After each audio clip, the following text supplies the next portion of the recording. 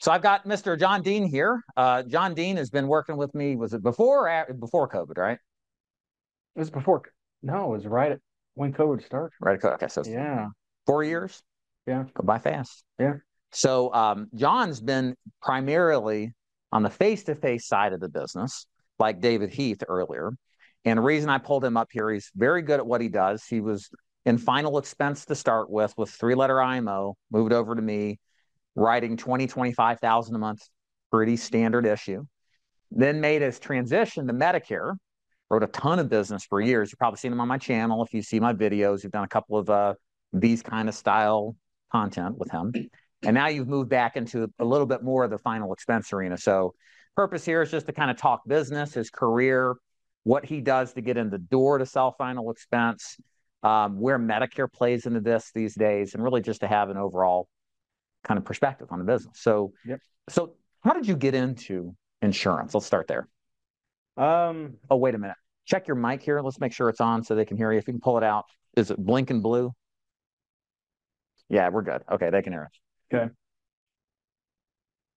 Um, Basically, how I got in, I was for years and years. I actually, it's when I graduated from high school, I started selling cars, and I sold cars for 3 years. Then I moved into management, and I ran a bunch of car dealers in Wichita.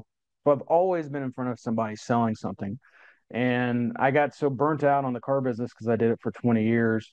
I wanted something else, and I knew what if I was going to do something, it would have to be selling because I'm very good at sales, very very good salesman. And so I went into looking for an insurance product to sell. I hired a guy to be my F&I guy at a car dealer, and he was a former insurance agent. Well, he got burnt out really fast in the car business and went back to the insurance, recruited me in, and I took the test and everything else. Then I moved over to a or what do you call it? Or a Name them. yeah, name them. Yeah, go ahead and name them. Well, wait a minute. That one starts with an F. Yeah, Thank yeah. you. There you go. They'll send me a cease and desist if you've mentioned the second letter. Yeah.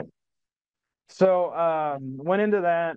My upline that I had was I. It was horrible. I could never get him on the phone. Could never get any help. Found Dave on Facebook or YouTube, like most of us all have, and called him, and he picked up, and that's kind of how I got to him, and basically how I got in the insurance business. there we go. So, why face to face for you? So, a lot of agents that obviously, the trend is everybody wants to sell over the phone. I'd say probably now 4 out of 5 of my applications are telesales. You choose to sell face to face. Why is that? I like the face to face because I've been selling a product in front of somebody for over 22 or over 24 years now. So I'm very good at reading people. Um, I I can look for the size, the eye roll, the move back, the arm cross, everything else. And it's I can feel their demeanor going on. I mean, I've just been doing it so long, I can pick up. It's like a guy who's been playing poker for 30 years, how they can read somebody. I mean, it's so that's kind of one of the reasons why I choose to do face to face. But another reason is I have I'm dyslexic, and when I'm doing Medicare, and Miss Betty's got 800 medications in front of you, for me to have her spell those medications over the phone would be horrible. I need to be in front of that, bottle, looking at them, right, entering them in. So that's kind of the main reason why I feel more comfortable face to face. And that's why I like doing it. And I feel the policy sticks longer. And then doing it over the phone, you get Miss Betty that picks up the phone on a Medicare or Facebook lead, and you say you write their Medicare, and then I come in behind you. The first thing I'm going to ask them is, did you do that Medicare policy over the phone with somebody? And then after that, they're mine. You know, have you ever talked to them again? No, never talked to them. Have they ever called you? Have they ever sent you anything? Well, I get an email from them. Well, hey, I'm local. I'm your local agent, and you pick up the phone. You can call me. 12 minutes away. Or if I'm in Oklahoma City, I'm 2 hours away, but I'm here every other week, that type of thing. So, because I travel, I'm a road dog. I'll go for a week or two, and I live in Wichita, Kansas, and I'll go to Oklahoma City for a week, or Tulsa for a week, or Kansas City for a week, or um, and just camp out and write policies. So you did telesales there for a while during COVID, right? I did for about a month and a half, and I did pretty well. I mean, um, I did face or final expense, not Medicare. Um, it was pretty easy. Um, I just I cannot be at home. I'm just the type of person. If I'm at home, I'm playing with the dog. I'm getting in trouble. I mean, I've I've got to be busy. Feel like I got to be You've got busy. a fine bourbon collection, right? I do, yeah. I've got about $5,000 worth of bourbon in my basement. And I just quit drinking, so yeah. All right. And your wife likes it when you're gone, right? She does, yeah. The whole family does. They do better when I'm gone. But she said that to me, I think, if I remember correctly. So, Yeah. in a nice way. So, Yeah. Just send the checks. yes. So, selling final expense, what's your preferred lead and why? I do mail drop leads only. For when I first started with Dave, I did face to face on Facebook, and I had very good success doing it. I had a lead vendor that I really liked using. Um, but now that I have moved into mail drop, I love mail drop. I wouldn't go really back to Facebook leads or for me, just because I there's a demographic that I target, and I don't like getting outside that target. If it's a two-car garage, it's not my house. I want low income. That's where my money is. That's my niche, is low income. If I go to a house, like I said, it's a two-car garage, it's probably not my client. But um, I'll run it, but I prefer them no car garage. That's Okay. Yeah, so when I do mail drop, I do I pick my age bracket, my how much income I want them to make or under, and and then I just buy the county, even if it's Oklahoma County, which is Oklahoma City. I mean, it's 17 grand for that county, but again, I'm there for 2 weeks. But I use Needle Lead. I love Needle Lead. They've been really good to me. I can't say very, I mean, a lot of good things about them. needalead.com. Needlead.com. And then I brought my iPad with me. So after this, if we do a break for 5 or 10 minutes, I have to make a lead purchase. So I've been kind of holding off this week to do one. If you guys want to get together after this, and just I can show you what I look for and what I drop. I'll put in a lead order if you guys want to watch me do it. Perfect. Thank you. So, what do you like your lead? There's a lot of different, if you looked at direct mail, there's a lot of different things the lead can say. It can say life insurance. It can say state regulated program. It can offer a check. Deposit this and get $10 and have an agent come by. Or it can have a Walmart card, gift card. What do you like to work and why? I like the Walmart gift card. The Walmart gift card, I just need the data. My assistant that sets my appointment, we're both very, very good at what we do. I just need the data. If I can get Miss Betty to fill that out, we can typically close them to get me in there, to get me into the door. Yeah, but what about them wanting their gift card? Like, how do you deal with that? I mean, I have them with me. If they say I am only here for that gift card, I don't care what you say, or I'm not interested in your product, guys. I just treat it like they stood me up. Just hand them the gift card and walk out. I mean, go to the next one. I mean, it's gonna happen, but how much money do you give them on the card? $5. Yeah, don't go expensive. I Yeah. had one lady said, I thought I was getting a $50 gift card. I was Oh, like, no way, dude. yeah. I had a lady that she called us and called us and called us thinking that she was getting $255 because the card Oh yeah, dude. 250. And I'm like, yeah, No, no. not really. Yeah. I worked when I was in the field selling face to face. I worked Walmart gift cards and I loved them. Like some agents gripe about them and don't like them, but it's you got to learn how to work the Walmart card angle. And once you know how to do that, you can get in the door. That's all that matters. And again, just like what some of we've already said at this, the volume. I'm only in it. I mean, I'm volume. When I work a day, I'm running 10 to 12 appointments a day.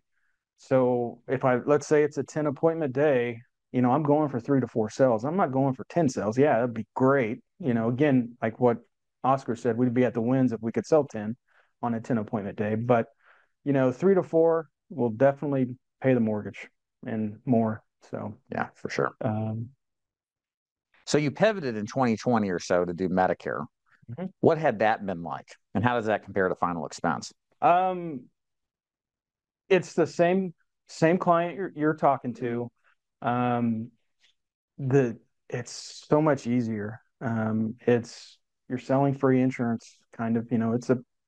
So if you learn the product, you get in front of the senior and help them. You're not getting a bank account. You're not getting, a routing numbers and social security numbers typically, unless you're helping them with Medicaid, applying for Medicaid, then you might have to get a social security number. But when you're there, I mean, you're really talking about an insurance product that they don't have to pay for. So it is very easy. The main reason why I got into the Medicare world is the renewals. The renewals are so rich. I mean, it is the best renewal that you could get. I mean, for a zero premium product, lifetime, as long as they have that premium in there, or as long as they have that policy, they're your client. Um, What does it pay a year just for the new right agent? now, if it's a they've already had a Medicare Advantage plan, it's 306. If they're new to Medicare, it's double. And then after if it's as earned, so just divide that by 12. It's about $26 a month. Is it realistic for an agent that's selling final expense to then cross sell Medicare and pick up business that way? Yeah, and that's the main reason why I've gone back to final expense. I haven't had a bad time with Medicare. It's just the cross sell on a Medicare or on a final expense lead I think is a lot easier. So when I'm doing final expense on a week, my goal is about 15K in AP and 10 Medicare applications. So about between 20 and 25 applications a week. So I mean that'll to me, I've got a big book.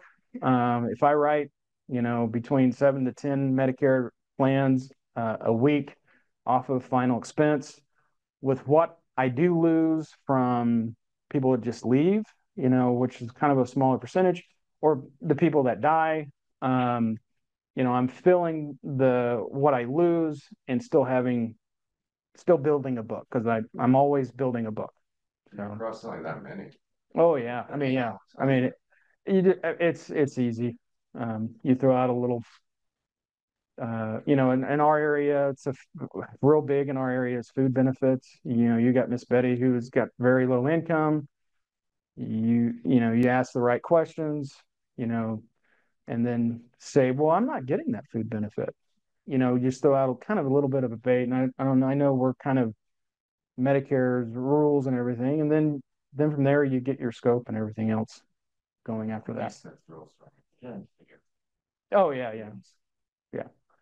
So how would you sell Medicare when it's not annual election period? So that's the hot time of year to sell it. That's at the end of the year when everybody's getting all these commercials and calls. Like, how do you sell it through the rest of the year?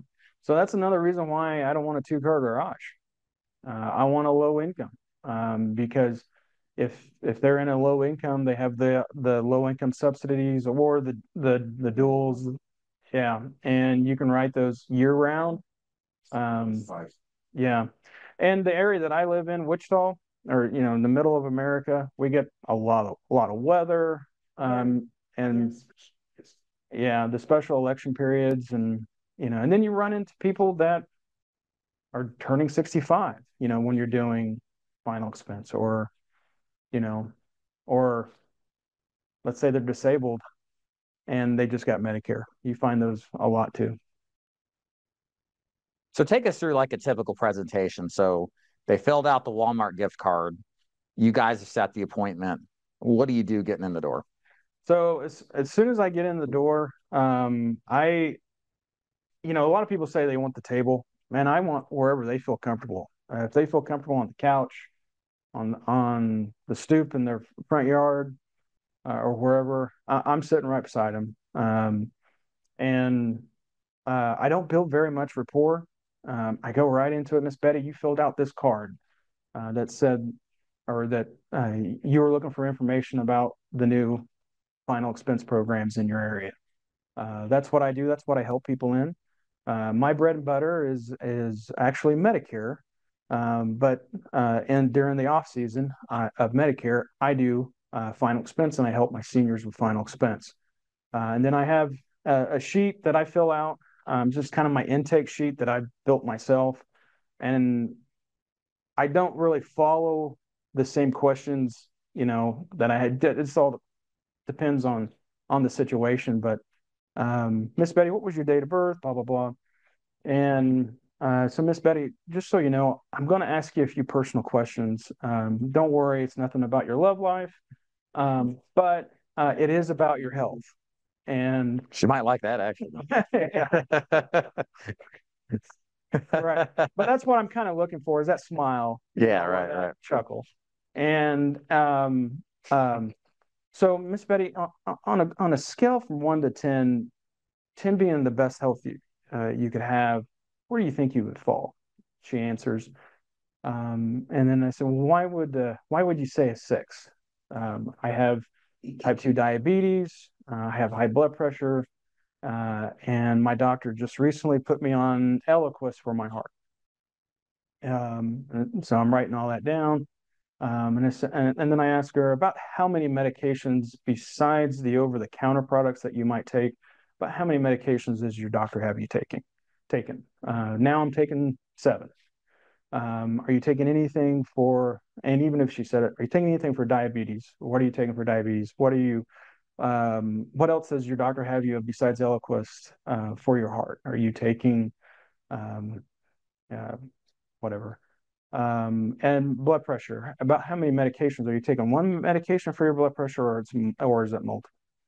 And then if she has the bottles close by, I'll look at them. And then from there, and I go, so Miss Betty, I always typically start by asking this, but do you have any kind of coverage currently right now? And she might say, I don't have any, or if she does have some, I said, well, great, because the last thing I ever want to do is, for you not to have coverage. Are you looking then to add coverage to it, or what does your plan look like when that time does come for you? Are you planning on being cremated or buried? Well, I'd really like to be buried, but I only have $3,000 worth of life insurance, or $5,000 worth of life insurance, and then you've got a door opening or whatever. And then after that, I ask, and this isn't a life insurance question, but I ask them. So, Miss Betty, you're 74 years old, so you're obviously on Medicare. I are you I'm Are you on like the Aetna, the United Healthcare, or the Humana plan, depending on where I'm at? I'll say 3 or 4 of them that I know that is the most popular. Oh, I'm on Aetna. Write it down. Is your Aetna plan giving you a food benefit? No. I didn't even know that was available. Or, and then the door starts opening there. You just kind of give them a little bait, let them ask the questions, and then if they're asking and they're interested in it, then you can kind of proceed with your Medicare presentation too. And I say, too, you got to kind of, again, watch what Medicare will allow you to do. You cannot write a final expense plan and a Medicare plan at the same time, the same appointment. You do have to separate those appointments. So, do you find that you're replacing a lot of final expense business? What's your experience been there? If it's one of the Colonial pins, I can replace those all day long. But I haven't replaced a lot, and since I've started doing it this year. But I don't know. It's just maybe the luck of the draw. But I haven't replaced a whole lot. Really interesting. It's a lot of new to first time policies. Yeah, really. I'm running into more people that don't have any right now. Wow. Okay. I mean, it probably 80% that I talk to is they don't have any coverage. Wow. What's your biggest objections you run into? How do you deal with them? It's I got to talk to my kids, I say, hey, I understand that you do need to talk to the kids. Were they planning on paying for this? When that time comes, what does that look like for them right now? Since you don't have any coverage, are they okay with you, with them? Are they okay paying for your funeral? And if she says yes or no, they're not. They can't afford that. I said, well, here's the thing. I've never been called back. I've been doing this. I've been in the insurance business for 7 years or 5 years. I've never had anybody that's ever called me back.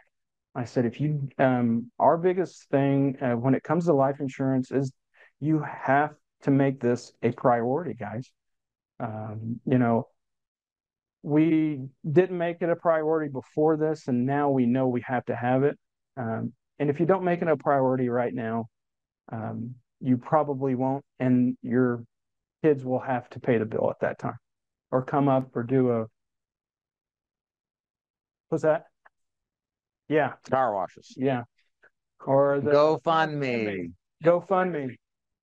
That's But typically, that's and I look at it because I came from the car business, and I believe it in my world, and I hate saying this, but it's either buy or die, and in the car world, if they left my lot, they probably won't come back because I beat them up so much. Yeah. Yeah. So and take this in mind, guys, they won't call you back.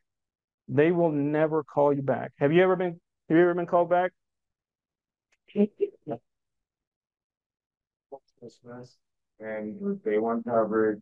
And he said, well, let me talk to my sister about it. He called me back in January. He said, hey, can we still do the same deal? I go, no medical change. He's all, well, I have brain, got diagnosed with a brain tumor. And I go, well. Yeah, the one guy out of like 1,000 leads, Yeah. like it doesn't happen. Yeah. Wow. Yeah. And that's why you should press. Yeah. Y'all talk about not being pushy, but then a client gets brain cancer, and then if you should be self-analyzing, like, what should I have done to get that deal closed? Yeah. I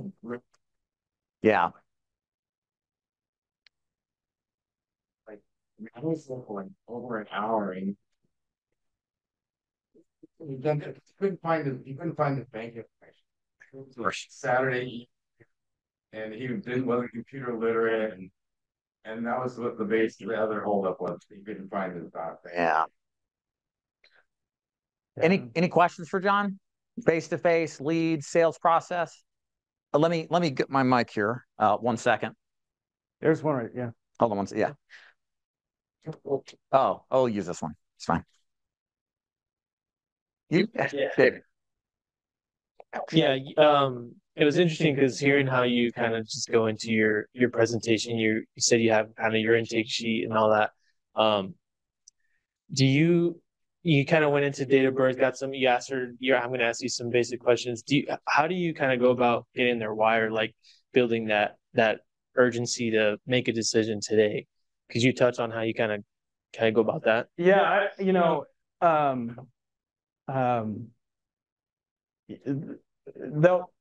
the kind of the information that I get from them is, if they don't have anything, which really right now I'm seeing probably 80% of people, like I said, that does not have any coverage. I mean, I asked him, I said, well, first off, kind of in that, so how, when they tell me they don't have anything, I asked him, so who's the one picking up the pieces when that time happens? And oh, it's my daughter. I go, so what does that look like for your daughter? Um, uh, is she going to be, pulling the checkbook out and writing it for you, and paying for the cremation or the burial?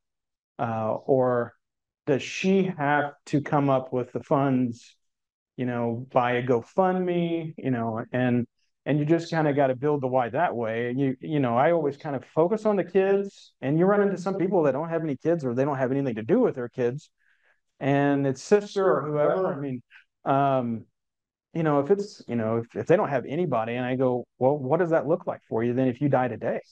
I go, what do you want? And some of them will flat out tell you that I don't care what happens to me after I die in bed.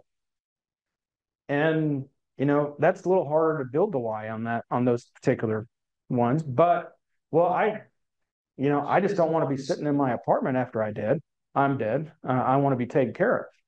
And then you can build the why, or you want to be, and then that's when again you start asking, so are you looking at being cremated or buried? Have you planned anything out? And then I've really stressed the fact that, guys, when I come in to talk to you about these situations, life insurance and everything, I'm a broker and I represent 30 different insurance carriers, and in this business, guys, and I'll kind of flat out tell them right now, it is a now business, because if you don't do it now, you'll never do it. I go, you're 72 years old and you've never bought life insurance in your life, and you're just now doing it. And I said, if you don't do it now, you'll go another 10 more years without it, and then something will happen. Questions? Okay, John, thank you very much.